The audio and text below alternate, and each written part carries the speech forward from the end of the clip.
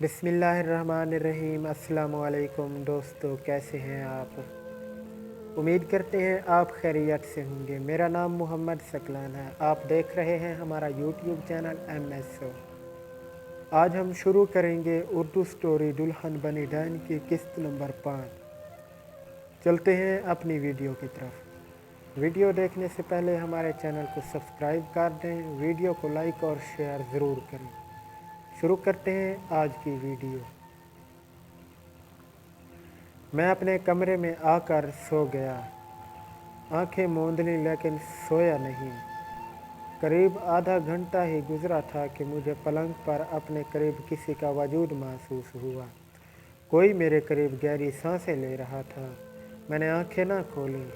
थोड़ी देर बाद किसी ने अपना हाथ मेरे सीने पर रखा।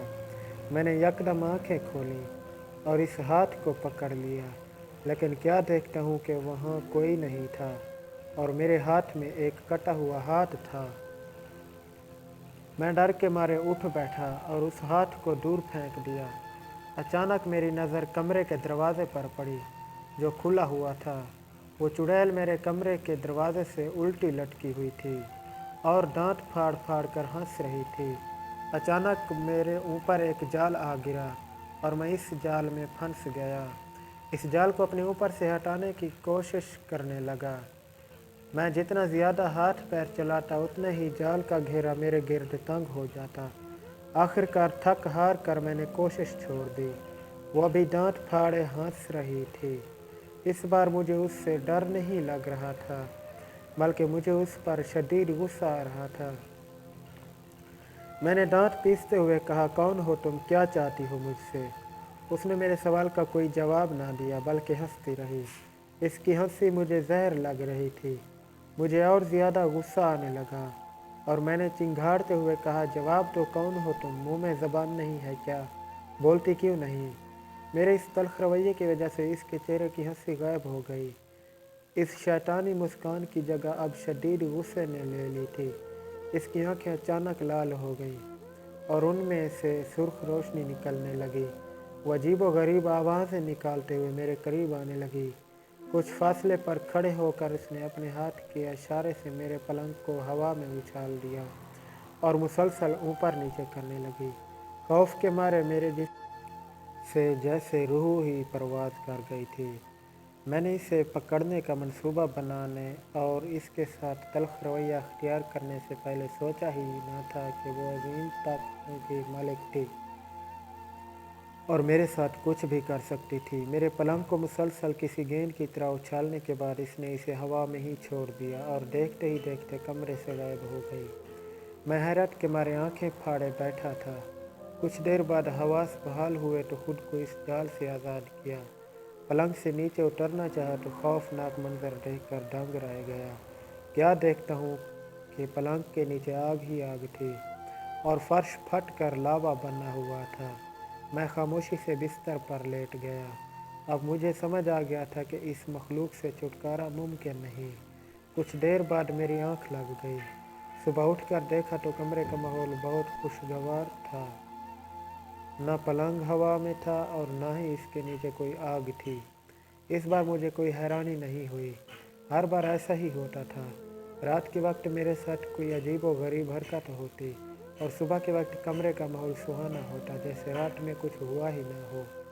खैर, मैं उठा, नहा धोकर नाश्ता करने पहुंचा, लेकिन अभी तक सब सो रहे थे। मैंने किचन में रखे फल खाए और ज़रूरी सामान लेकर ऑफिस चला गया।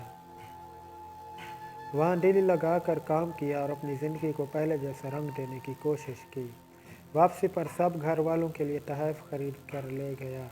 काफ़ी अरसे बाद सब मुझसे तहफ़ लेकर बहुत खुश हुए। इस दिन मैंने और मेरे घर वालों ने एक नई ज़िंदगी का आगाज़ किया। मामा ने एली को यूनिवर्सिटी जाने की इजाज़त दे दी। आना के बारे में मज़ीद फ़िक्रमंद न होने पर गौर किया गया और सबसे अहम बात, मैं और ज़ारा एक हो गए। दिन गुजरते गए लेकिन कुछ भी पहले जैसा न था, बल्कि हालात मज़ीद बिगड़ते गए। मेरी सेहत दिन ब दिन ख़राब होती गई। मेरे वालिदैन को कैफ़े में भी रोज़ नुकसान उठाना पड़ता। कभी कोई अहम चीज़ रखे रखे अचानक गायब हो जाती तो कभी खाने का सामान रखे रखे अचानक गल सड़ जाता आना के वापस लौटने के भी कोई आसार न थे, जिसकी वजह से हम सब हर वक्त परेशान रहते थे कि आया वो ज़िंदा भी है या मर गई। गर्ज ये कि हम सब हर तरह से परेशान थे। इन दिनों में सिर्फ एक चीज़ से छुटकारा मिला था, और वो थी मेरे कमरे में रात को घुसने वाली डरावनी चुड़ैल। अब मुझे इस बात का यकीन हो गया था कि वो मुझ पर अकेले ही वार करती थी, लेकिन इस बात की तसल्ली नहीं हो रही थी कि वो अभी भी मुझ पर आशिक थी या मुझे छोड़कर जा चुकी है। आना को गुम हुए तकरीबन 1 महीना हो गया था, लेकिन इसकी कहीं से कोई इत्तला मसूल न हुई। इसी दिन मैं ऑफिस बैठा आना के बारे में सोच रहा था कि मेरे फ़ोन की घंटी बज उठी। कॉल उठाई तो एली रो रो कर कहने लगी, भाई मामा घर वापस नहीं आई, मामा घर वापस नहीं आई। मैंने घड़ी पर नज़र जमाते हुए उससे कहा, क्या हो गया एली, अभी तो सिर्फ 4 ही बजे हैं, मामा तो अभी कैफ़े में काम कर रही होंगी। वो और ज़ोर ज़ोर से रोकर कहने लगी, भाई अभी थोड़ी देर पहले बाबा की कॉल आई थी और वो मुझसे मामा की तबीयत के बारे में पूछने लगे। तो मैंने उनकी बात सुनकर हैरान रह गई और मैंने बाबा को बताया कि वो तो अभी तक घर नहीं आई। इस पर बाबा ने बताया कि तुम्हारी माँ की तबीयत कुछ ठीक नहीं थी, इसलिए वो 12 बजे कैफ़े से घर के लिए निकली थी, लेकिन भाई अभी तक वो घर नहीं पहुँची। मैं काफ़ी बार उनका फ़ोन ट्राई कर चुकी हूँ, लेकिन उनका फ़ोन नहीं मिल रहा। प्लीज़ कुछ करें भाई। एली की बात सुनकर मेरे रोंगटे खड़े हो गए। मैंने गाड़ी की चाबियाँ संभाली और पागलों की तरह गाड़ी की जानब दौड़ा। मैं आना की तरह मामा को नहीं खोना चाहता था। मैंने गाड़ी स्टार्ट की और कैफ़े की जानब दौड़ा।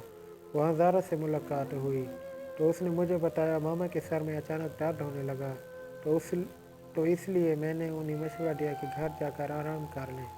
जब वो यहाँ से निकली थी तो बिल्कुल ठीक थी, तो पता नहीं वो घर क्यों नहीं पहुँची।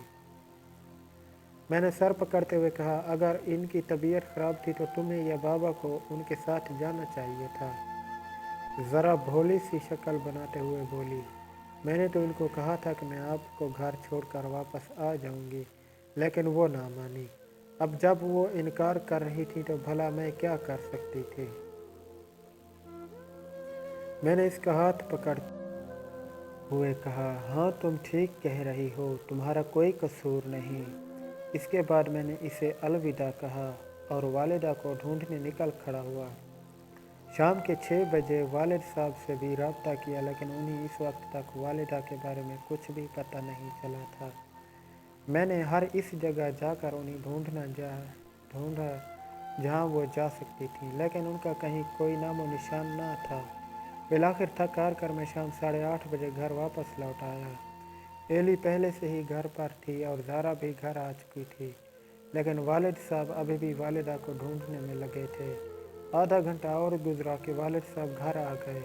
परेशानी के मारे माथे पर बाल पड़े हुए थे। इसका परेशान चेहरा और मायूसी में डूबा हुआ थक्का हारा वजूद चीख चीख कर इस बात की गवाही दे रहा था कि वो वालिदा को ढूंढने में नाकाम रहे। उन्होंने आते ही पानी का गिलास मांगा। एली ने फटाफट पानी का गिलास इनके हाथ में पकड़ाया। वो कांपते हाथों से पानी पीने लगे। इतने में एली ने उनसे पूछा, बाबा जान मामा के बारे में कुछ पता चला?